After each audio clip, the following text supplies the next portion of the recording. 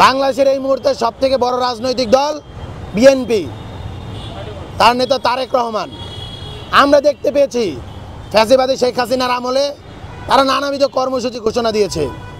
তারেক রহমান নিজ মুখে 31 দফা দিয়েছেন, তারেক রহমান 1 দফা ঘোষণা করেছেন, অসহযোগ আন্দোলন ঘোষণা করেছেন। অথচ তিনি মানুষদেরকে জনগণকে কানেক্ট করতে পারেননি, এমনকি তার নেতাকর্মীদেরকে কানেক্ট করতে পারেন নাই। এই 1 দফা কিন্তু আমরা জুলাইতেও দিয়েছি, অসহযোগ আন্দোলন আমরা জুলাইতেও দিয়েছি, আমরা 9 দফা জুলাইতেও দিয়েছি। মানুষ শয়ে শয়ে, হাজারে হাজারে, লাখে লাখে, কোটি আমাদের ডাকে রাজপথে নেমে এসেছে। কেন বিএনপির লিডারশিপের ডাকে এই মানুষগুলো রাজপথে আসলো না? আপনারা দেখতে পেয়েছেন 28 অক্টোবর কয়েক লক্ষ মানুষ কিন্তু পল্টনে জড়ো হয়েছিল। সাউন্ড গ্রেনেড আর টিয়ার শেলের শব্দ শুনে তারা ছত্রভঙ্গ হয়ে গিয়েছে।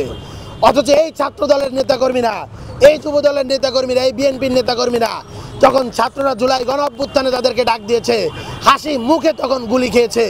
এর কারণ কি? এর কারণ যখন পল্টনে যারা ওই স্টেজে বসেছিল, ওই স্টেজের যে লিডারশিপ, সেই লিডারশিপের উপর এই বিএনপির, এই ছাত্রদল, এই যুব দলের নেতাকর্মীরা আস্থা রাখতে পারে নাই, তাই তারা ওই সময় পল্টন ছেড়ে দিয়েছে। অথচ এই ছাত্রদের এই জুলাই গণ অভ্যুত্থানের যে নেতৃত্ব, তাদের এই নেতৃত্বের উপর আস্থা রেখে তারা 2 হাত বুকে প্রসারিত করে, আপনারা ওয়াসিমকে দেখেছেন, আপনারা আবু সাইদকে দেখেছেন, আপনারা মুগ্ধকে দেখেছেন। বিএনপি 400-র অধিক তাদের শহীদের নাম দিয়েছে। তারা কিন্তু এই জুলাই গণ অভ্যুত্থানে শহীদ হয়েছে এই লিডারশিপকে কেন্দ্র করে। নতুনভাবে আমরা কাউকে ফ্যাসিবাদী হয়ে উঠতে দেব না। যুবলীগ, আওয়ামী লীগ, শেখ হাসিনা বলতো এই যে যারা আন্দোলন করতেছে এদের মাঝে কোনো সাধারণ শিক্ষার্থী নাই, সব ইশরাকের কর্মী, সব যুব দলের কর্মী, ছাত্র দলের কর্মী, সব শিবির, সব এগুলা জঙ্গি টেরোরিস্ট বানানোর জন্য আমাদের অপচেষ্টা চালানো হয়েছে।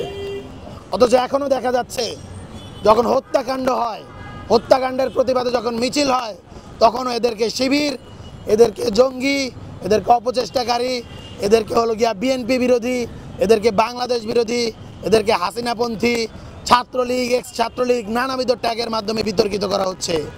এই ট্যাগিং পন্থা, এই ট্যাগবাজি, এগুলো হলো হাসিনার স্টাইল। আমরা বিএনপিকে আহ্বান করছি, ছাত্রদলকে আহ্বান করছি, হাসিনার যে বয়ান, হাসিনার যে স্টাইল, এগুলো সাবস্ক্রাইব করেন না। বাংলাদেশের মানুষ বহু আগেই এই স্টাইলগুলোকে ছুঁড়ে ফেলে দিয়েছে। বুয়েট কিন্তু বাংলাদেশকে পথ দেখায়, এটা ইতিহাস সত্য, ইতিহাস থেকে শিক্ষা নেন। 2019 সালে আওয়ামী লীগ ছাত্রলীগের বিরুদ্ধে বাংলাদেশে প্রথমবার যারা একদম সম্মুখ সারি থেকে, রাজপথে থেকে প্রতিবাদ করেছিল এবং ক্যাম্পাস থেকে ছাত্রলীগ মুক্ত করেছিল, ছাত্রলীগের স্বৈরাচার মুক্ত করেছিল, সেই ক্যাম্পাস কিন্তু বুয়েট। 6 বছরের মাথায় দেখা গিয়েছে সেই বুয়েটের লিগেসি, বুয়েটের সিলসিলা ধরে বাংলাদেশের থেকে ছাত্রলীগ, আওয়ামী লীগ, যুবলীগ, পেটোয়া বাহিনী সবগুলো কিন্তু বর্ডারের উপরে দিল্লিতে গিয়ে পালিয়েছে। তাই আপনারা শিক্ষা নিন, সকলকে বলবো আপনারা ইতিহাস থেকে শিক্ষা নিন, বাড়াবাড়ি করেন না। বাড়াবাড়ির ফল বাংলাদেশে কোনোদিন মিষ্ট হয় নাই।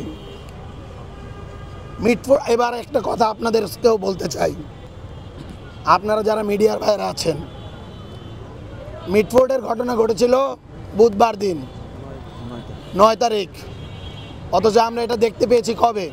মিডিয়ায় 11 তারিখ। 48 ঘন্টায় এই ফুটেজ আপনাদের কাছে ছিল, আপনারা এটা পাবলিক করেন নাই। আমরা কোনো নিউজ মেইনস্ট্রিম মিডিয়ায় এই ভিডিওটা দেখি নাই। এর কারণটা কি?